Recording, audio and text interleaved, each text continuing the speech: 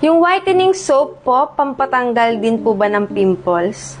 Ayokong sabihin to kasi pag sinabi ko to, uubusin nyo na naman. Paano naman yung may matinding pangangailangan? Pero yes, nakakatanggal po ito ng acne. Nakatuyo po siya ng acne.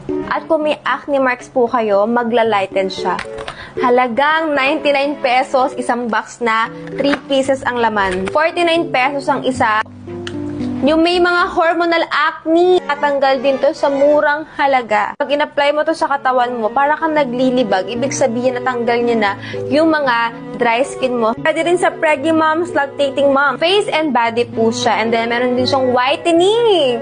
May mga peklat-peklat dyan. May mga dark spots sa mukha. Ayan, nakakapag-light po siya. Mga stretch marks, consistent mo lang gamitin, nakakaalis din po siya. Ubus na naman to. Magtira naman kayo sa